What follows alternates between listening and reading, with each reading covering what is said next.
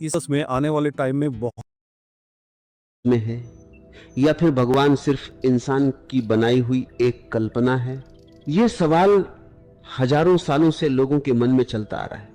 अगर कोई कहे कि भगवान है तो लोग पूछते हैं तुम्हें कैसे पता, और अगर कोई कहे कि भगवान नहीं है तो तुरंत सवाल आता है सबूत क्या है। यहीं से शुरू होती है सबसे बड़ी बहस। आज मैं अपने कुछ विचार आपके सामने रख रहा हूं। जरूरी नहीं कि आप उनसे सहमत हो, आप अपने विचार भी रख सकते हैं, लेकिन एक बार इस सवाल को बिना डर और बिना अंधविश्वास के गहराई से सोचिए। कहा जाता है कि ईश्वर सर्वशक्तिमान है, यानी वह सब कुछ कर सकता है। वह सर्वज्ञ है, यानी उसे सब कुछ पहले से पता है। वह दयालु भी है और पूरी तरह न्याय करने वाला भी। लेकिन यही एक बड़ा सवाल खड़ा हो जाता है। अगर ईश्वर को पहले से पता है कि मैं आगे क्या करने वाला हूं, तो क्या मेरे पास सच में कोई आजादी बचती है? मान लीजिए मैं रात 2 बजे फ्रिज खोलता हूं। अब मेरे सामने 2 चीजें रखी हैं, एक तरफ ठंडी रसगुल्ले की प्लेट और दूसरी तरफ पिछले 3 दिन की बची हुई लौकी की सब्जी। अगर भगवान को पहले से पता है कि मैं रसगुल्ला ही खाने वाला हूं, तो क्या मैं सच में लौकी खा सकता हूं? अगर मैं लौकी खा लूं तो भगवान का ज्ञान गलत हो जाएगा, और अगर मैं रसगुल्ला ही खाऊंगा क्योंकि उसे पहले से यही पता था, तो फिर मेरा फैसला पहले से तय था, यानी मैं पूरी तरह आजाद नहीं हूं। और सच बताइए, रात 2 बजे कौन इंसान खुशी खुशी लौकी खाता है? लेकिन अगर मैं दोनों में से कुछ भी चुन सकता हूं, तो फिर भगवान को पहले से कैसे पता चला? और अगर उसे पहले से पता नहीं, तो फिर वह सर्वज्ञ कैसे हुआ? यहीं से वह सवाल शुरू होता है जिसका जवाब आज तक कोई साफ तरीके से नहीं दे पाया। अब इसमें भाग्य का कॉन्सेप्ट जोड़ दीजिए। लगभग हर धर्म में कहा जाता है कि ईश्वर ने सबका भाग्य पहले से लिख दिया है। कौन कहां पैदा होगा, कौन क्या करेगा, कौन सफल होगा, कौन बर्बाद होगा। और फिर यही ईश्वर कहता है कि अगर तुम अच्छे काम करोगे तो स्वर्ग मिलेगा और बुरे काम करोगे तो नरक। अब सवाल यह है, अगर सब कुछ पहले से तय है तो इंसान जिम्मेदार कैसे हुआ? और अगर इंसान जिम्मेदार नहीं है तो उसे सजा या इनाम किस बात का? मान लीजिए ईश्वर ने पहले ही तय कर दिया कि राम रावण को मारेगा, तो क्या राम के पास कोई और विकल्प था? अगर नहीं था तो फिर राम को हीरो क्यों और रावण को विलेन क्यों? दोनों तो बस स्क्रिप्ट निभा रहे थे। अब सोचिए, क्या ऐसा ईश्वर न्यायप्रिय कहलाने के लायक है जो पहले इंसान के भाग्य में गलत काम लिखे और फिर उसी के लिए उसे सजा दे? अगर ईश्वर को मेरे जन्म से पहले ही पता था कि मैं बड़ा होकर सवाल पूछूंगा, तर्क करूंगा, उसके अस्तित्व पर शक करूंगा, तो क्या उसने मुझे सिर्फ नरक में भेजने के लिए पैदा किया?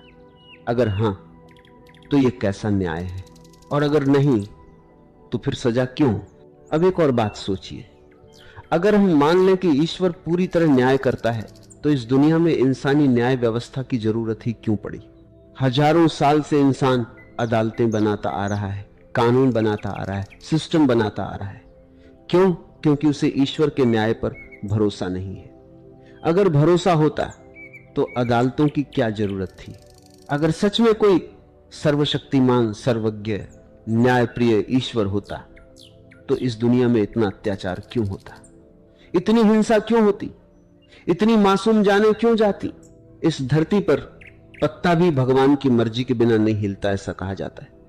तो क्या जो ईमानदार होते हैं उनके साथ हमेशा कुछ न कुछ बुरा ही होता है? फिर कहा जाता है कि भगवान भले लोगों की परीक्षा लेते हैं, या फिर ये पिछले जन्म का पाप है। कैसी नासमझी भरी बातें लगती हैं ये सब। अगर किसी व्यक्ति ने गलत कर्म किए हैं तो उसकी सजा उसे इसी जन्म में मिलनी चाहिए। लोग कहते हैं भगवान के यहां देर है अंधेर नहीं, लेकिन आजकल जो समाज में हो रहा है, क्या सच में लगता है कि यह सब भगवान कर रहा है? मुझे तो लगता है कि भगवान और कर्मफल के नाम पर कुछ लोगों ने गलत व्यवस्था बना रखी है और लोगों का दिमाग इस तरह से मैनिपुलेट किया गया है कि वे ये बात समझ ही नहीं पा रहे। जो लोग भगवान को ज्यादा महत्व नहीं देते, वही लोग ज्यादा विकसित हैं और ज्यादा बुद्धिमान भी। क्या 3 साल के बच्चों का दुष्कर्म भगवान करता है? क्या मासूमों को सजा भगवान देता है? क्या जो बेईमान है भगवान उनकी मदद करता है उन्नति करने में? क्या जो समाज में ऊंच नीच की दीवार है वह भगवान ने बनाई है? अब जरा एक सच्ची जिंदगी की कहानी सुनिए। एक आदमी था, नाम मान लीजिए रामू। कोई बड़ा आदमी नहीं, कोई नेता नहीं, कोई बाबा नहीं, एक साधारण मजदूर। रामू ने कभी रिश्वत नहीं दी, कभी झूठ नहीं बोला, कभी किसी का हक नहीं मारा। सुबह 5 बजे उठता, मंदिर जाता, भगवान के आगे हाथ जोड़कर बस एक ही बात कहता, हे भगवान मेरे बच्चों को सुखी रखना। लेकिन हुआ क्या, उसका बेटा 5 साल का था।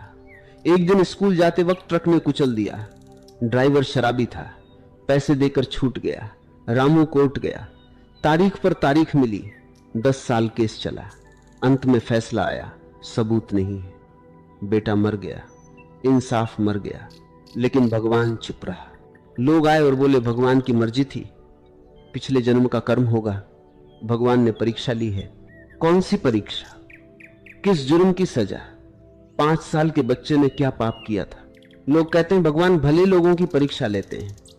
तो सवाल यह है, क्या भगवान कमजोर है जो हमेशा अच्छों की ही परीक्षा लेते हैं? दुष्कर्म करने वालों की परीक्षा क्यों नहीं? भ्रष्टाचारियों की परीक्षा क्यों नहीं?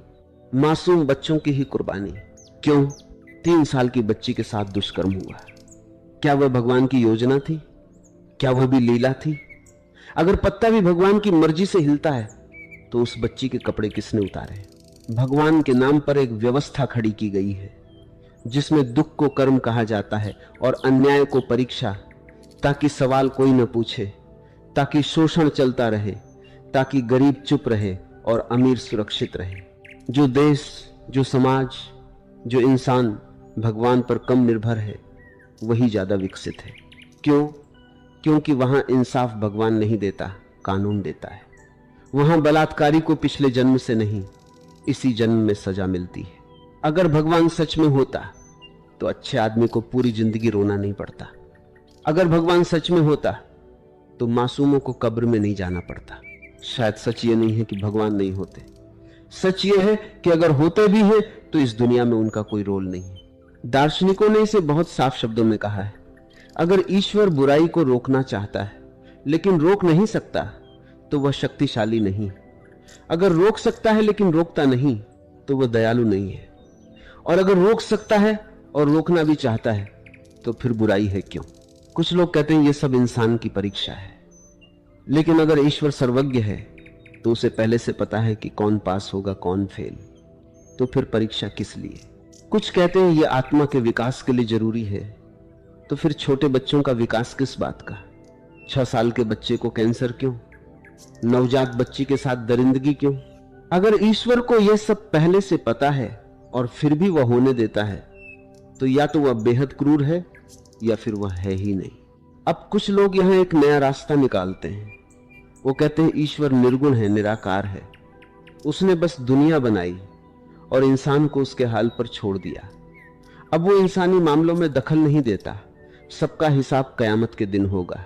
कुछ कहते हैं नहीं, ईश्वर ने कर्म फल का सिद्धांत दिया है, हर इंसान को उसके कर्मों का फल मिलता है, ईश्वर को कुछ करने की जरूरत ही नहीं। अब जरा सोचिए, अगर कोई राजा खुद को सर्वशक्तिमान, दयालु और न्यायप्रिय कहे और फिर कहे कि मैंने बस राज्य बनाया है, अब तुम आपस में लड़ो, जो मरेगा मरे, जो लूटेगा लूटे, मैं आखिरी दिन फैसला करूंगा, तो क्या ऐसा राजा सम्मान के लायक होगा? क्या ऐसे राजा के लिए कोई कर देगा? क्या कोई कहेगा कि यह महान राजा है? अगर ईश्वर कुछ करता ही नहीं तो फिर पूजा क्यों, प्रार्थना क्यों, मंदिर मस्जिद चर्च क्यों? अगर सब कुछ कर्म अपने आप तय कर देता है तो फिर भगवान सिर्फ एक दर्शक बनकर क्यों बैठा है? अब इसी से जुड़ा एक और तर्क दिया जाता है, ईश्वर को तर्क से नहीं अनुभव से समझा जाता है। कहा जाता है कि ऋषि मुनियों ने, साधुओं ने, पैगंबरों ने ईश्वर को महसूस किया है। लेकिन सवाल यह है, क्या हर अनुभव सच होता है? क्या इंसान को कभी भ्रम नहीं होता? क्या किसी को सपना आए तो वह सच बन जाता है? अगर कोई कहे कि उसने ध्यान में भगवान को देखा तो दूसरा भी कह सकता है कि उसने ध्यान में एलियन देखा। अब किसका अनुभव सही और किसका गलत? कोई मशीन है जो अनुभव की जांच कर सके? नहीं, तो अनुभव सबूत नहीं होता, वह सिर्फ व्यक्ति की मानसिक अवस्था होती है। अब इसी बात को एक बहुत मजेदार उदाहरण से समझते हैं। जिसे वैज्ञानिक कार्ल सैगन ने बताया था। मान लीजिए आपका एक दोस्त आपसे कहता है, मेरे गैराज में एक आग उगलने वाला ड्रैगन रहता है। आप उत्साहित होकर कहते हैं, चलो दिखाओ। इस वक्त की बड़ी खबर आ रही है चंडीगढ़ के किसान भवन से, जहां 3 दिनों के लिए लगने जा रही है समर की। आप दोनों गैराज में जाते हैं, लेकिन वहां कुछ भी नहीं दिखता। दोस्त कहता है, अरे हां, मैं बताना भूल गया, ड्रैगन अदृश्य है, दिखाई नहीं देता। आप कहते हैं, ठीक है, अगर वह चलता होगा तो जमीन पर पैरों के निशान होंगे। दोस्त कहता है, नहीं, वो उड़ता है, जमीन को छूता ही नहीं। आप कहते हैं, तो उसकी आग की गर्मी तो महसूस होगी। दोस्त कहता है, नहीं, वो ठंडी आग उगलता है जिसमें गर्मी नहीं होती। आप कहते हैं, तो हवा में पाउडर छिड़क देते हैं, ड्रैगन की आकृति दिख जाएगी। दोस्त कहता है, नहीं, उसके शरीर पर कुछ चिपकता ही नहीं। अब बताइए, ऐसे ड्रैगन और न होने वाले ड्रैगन में फर्क क्या रह गया? जो न दिखे, न छुए, न मापा जाए, न महसूस हो, उसके अस्तित्व को साबित कैसे किया जाए? असल में वह ड्रैगन गैराज में नहीं, दोस्त के दिमाग में है। और बिल्कुल यही हालत भगवान की अवधारणा की है। हर सवाल पर उसकी परिभाषा बदल दी जाती है, हर जांच से उसे बाहर निकाल लिया जाता है ताकि उसे कभी गलत साबित ही न किया जा सके। अब कुछ लोग कहते हैं, अच्छा ये सब छोड़ो, ये दुनिया कैसे चल रही है? सूरज क्यों उगता है? धरती क्यों घूमती है? इतनी सुंदर व्यवस्था अपने आप कैसे बन गई? लेकिन सच्चाई यह है कि आज हमें पता है कि सूरज क्यों उगता है, धरती क्यों घूमती है, मौसम कैसे बनता है, जीवन कैसे विकसित हुआ। इन सब के पीछे प्राकृतिक नियम हैं जिनमें किसी भगवान की जरूरत नहीं पड़ती। और सबसे बड़ी बात यह है, जिस तरह से यह दुनिया चल रही है वही सबसे बड़ा सबूत है कि कोई सर्वशक्तिमान, दयालु, न्यायप्रिय नियंत्रक मौजूद नहीं। क्योंकि अगर होता तो व्यवस्था ऐसी नहीं होती। अगर हर घटना के लिए भगवान जिम्मेदार है तो फिर इंसान की कोई जिम्मेदारी बचती ही नहीं। और अगर इंसान जिम्मेदार है तो फिर भगवान का नियंत्रण खत्म हो जाता है। अब सवाल फिर वही लौट आता है। जो लोग कहते हैं कि ईश्वर सर्वशक्तिमान है, सर्वज्ञ है, सर्वव्यापी है, करुणामय है, न्यायप्रिय है, उन्हें यह सब कैसे पता चला? किस किताब से, किस मुलाकात से, किस प्रत्यक्ष प्रमाण से? क्या किसी ने भगवान का इंटरव्यू लिया है? क्या उसने खुद आकर कहा है कि मैं ऐसा हूं, वैसा हूं? लेकिन जब ये सवाल पूछे जाते हैं तो जवाब मिलता है, बस मान लो, विश्वास रखो, श्रद्धा रखो। लेकिन सोचिए, अगर सिर्फ विश्वास से सच बनता तो हर धर्म सही होता, हर भगवान असली होता और सब एक दूसरे से टकराते नहीं। विश्वास सच पैदा नहीं करता, विश्वास सिर्फ भ्रम को मजबूत करता है। अब आखिरी सवाल बचता है, अगर भगवान का कोई ठोस सबूत नहीं है, इतने विरोधाभास हैं, इतनी बुराइयां हैं, तो फिर इंसान भगवान पर भरोसा क्यों करता है? इसका जवाब बहुत सीधा है, डर और सहारा। जब इंसान कमजोर होता है, जब उसे लगता है कि उसके हाथ में कुछ नहीं, जब बीमारी आती है, गरीबी आती है, मौत सामने खड़ी होती है, तो दिमाग एक सहारा ढूंढता है। कोई ऐसा जो सब ठीक कर दे, कोई ऐसा जो कहे घबराओ मत, मैं हूं। और यहीं से भगवान पैदा होता है। असल में भगवान नहीं, बल्कि भगवान का आइडिया पैदा होता है। फिर यह आइडिया धीरे धीरे सिस्टम बन जाता है। धर्म बनता है रीति, रिवाज बनते हैं, गुरु, मौलवी, पादरी, बाबा पैदा होते हैं। और फिर डर को बिजनेस में बदल दिया जाता है। कहा जाता है, डरो नहीं तो नर्क मिलेगा, मानो तो स्वर्ग मिलेगा, चढ़ावा दो, दुआ कबूल होगी, न माने तो विपत्ति आएगी। और सबसे खतरनाक बात यह होती है, इंसान को उसकी जिम्मेदारी से मुक्त कर दिया जाता है। जो अच्छा हुआ भगवान की कृपा, जो बुरा हुआ भगवान की मर्जी। यानी इंसान ने सोचना ही बंद कर दिया।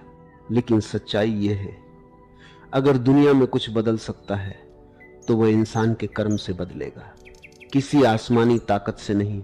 अगर भूख मिटेगी तो इंसान के काम से मिटेगी। अगर अन्याय रुकेगा तो इंसान के खड़े होने से रुकेगा।